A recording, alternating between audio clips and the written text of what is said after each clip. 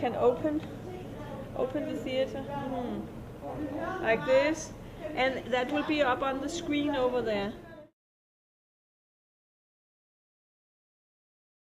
Say Cheese er en workshop for teenager, hvor vi arbejder med 3D-teknologi, vi arbejder med videokamera, vi arbejder med helt traditionel billedkunst, collage, maleri, tegning. Vi arbejder med performance, og det hele bliver sat sammen til en forestilling på 4 dage.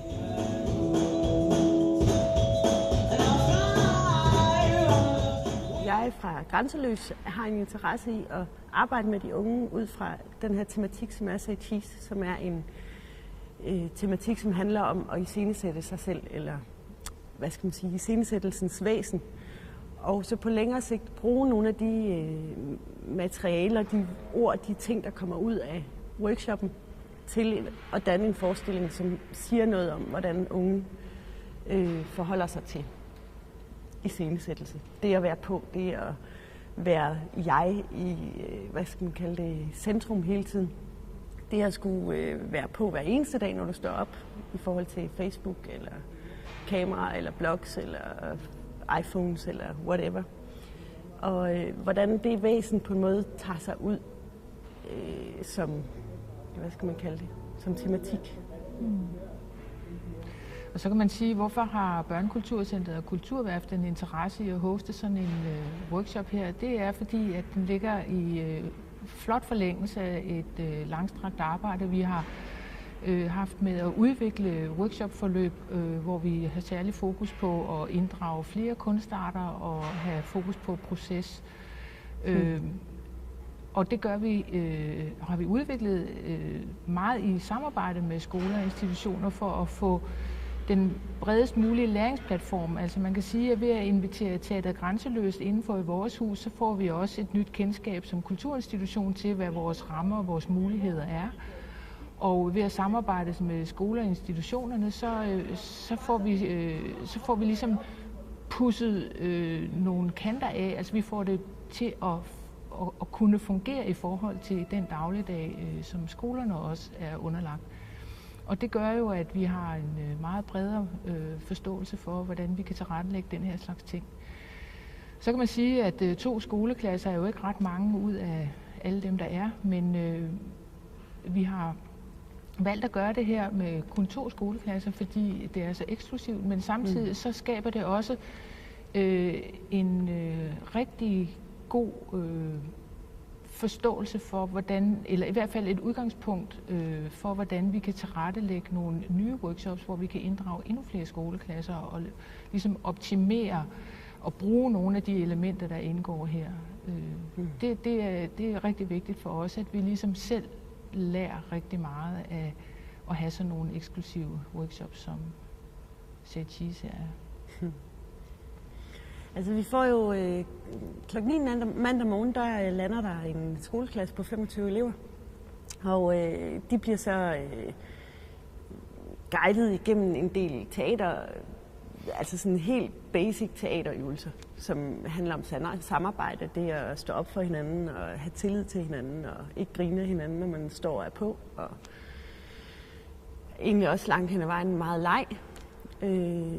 Og derfra så går vi videre ind i et rum, hvor vi går helt ind i det sådan intime rum, hvor de hver især skal ligge på et gulv og drømme sig hen, og så skal de arbejde med at skrive en tekst bagefter, som kommer fra et personligt materiale.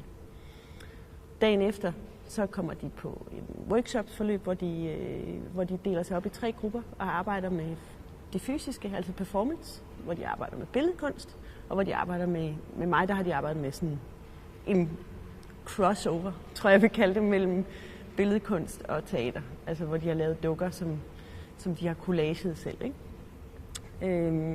Og det bliver så onsdag samlet til en rough skitse til en teaterforestilling, hvor de bliver kastet ind i at være på scenen, inde i et meget teknisk univers, hvor vi bruger det, der hedder en eyeliner, som giver en 3D-oplevelse. Og de her collages, som de laver hos mig for eksempel, bliver så omdannet til avatar, hvor de kan møde sig selv. Det perfekte udgave af sig selv. Og det bliver jo så sådan en avatar, som er collaget frem af Justin Bieber og et eller andet kæmpe bryst og en løve for eksempel. Og til sidst torsdag, der viser de så den her forestilling. Så alt materiale, der bliver lavet og skabt, kommer fra de unge selv og bliver puttet ind i forestillingen. Der er ikke noget, som vi sidder og producerer til dem. Bange for, at nogen vil ødelægge hendes hår. Men skelettet vil bare have en danseven.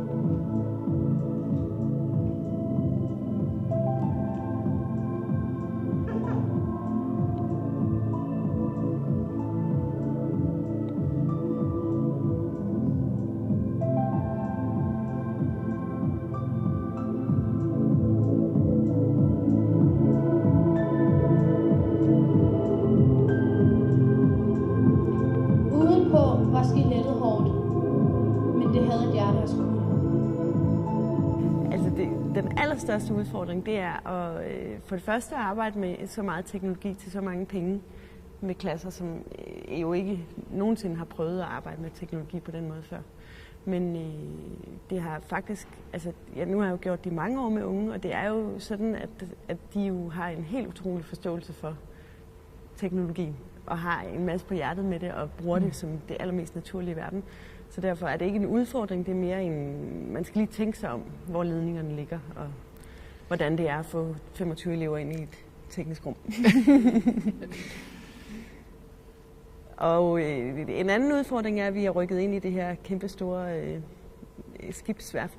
tidligere skibsværft, og få så fin teknologi til at spille sammen med olie og duer, der kommer og klatter og dør for næsen af dig, og hvad der nu ellers har været udfordringer, det var en del af det. Det har også været sjovt. Altså man kan sige, at man kan også sige, at det er en slags benspænd. Altså det der med at flytte ind i sådan et fuldstændig uindtaget land, det gør jo, at man får brudt rollerne op. Altså når man kommer som skoleklasse 25 elever og bliver lukket ind i det her gigantiske rum, så kan man ikke andet end blive ramt af en eller anden form for ydmyghed. I hvert fald så skaber det en helt ny situation, som gør, at man åbner sig op imod det nye. Så intentionen med ligesom at flytte sig ud af skolen og finde sådan et lokale som det her, er i høj grad også ud fra en bevidsthed om, at det gavner processen. Så er der selvfølgelig alle de udfordringer, når der ikke er hverken spore, stole, materiale eller noget som helst i nærheden. Altså det kræver nogle ressourcer, men det er til at løse.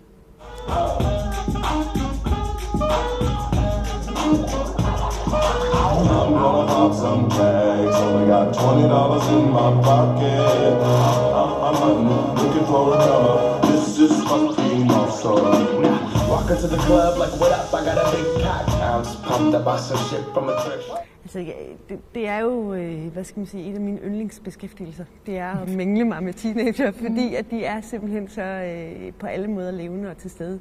Og allermest fordi, at jeg oplever, at teateret og teaterprocesserne virkelig har noget at byde dem.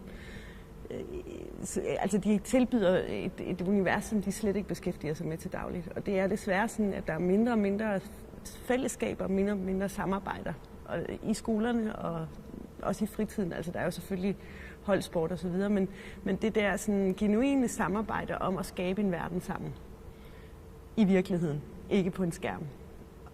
Og så koblet med at også være på en skærm, så du får koblet de der to verdener, skærmvirkeligheden og den virkelige verden. Det ser jeg som et fantastisk potentiale, og jeg ser, at det går lige hjem hos teenagerne. Og jeg kan mærke, at de rykker sig rigtig langt. Og lige pludselig så står de og stiller op for hinanden og er mega seje til at samarbejde. Altså det, jeg synes, der er fantastisk ved den her produktionsform, som teateret og filmen og i det hele taget større produktioner det er, at der er brug for alle.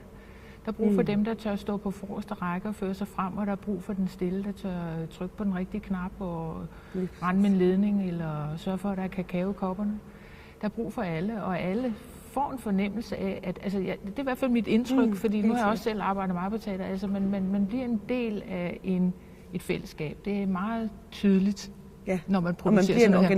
Man bliver en organisme. Og så får man også man ikke troede. Og når vi så vælger at tage 2 klasser ind parallelklasser ind fra samme skole, så er det jo også meget bevidst, fordi at vi håber på, at efterlivet på skolen vil få et nemmere liv på den måde, at nu har de noget at snakke om. Kan du huske dengang, vi var inde og lave det her? Og lige sådan så har vi jo en meget større lærergruppe repræsenteret, som følger klasserne her, som også kommer til at sidde på det samme lærerværelse og samtale omkring de her ting, og forhåbentlig så er der også nogle af deres kollegaer, der er interesserede i at høre, hvad de har oplevet her.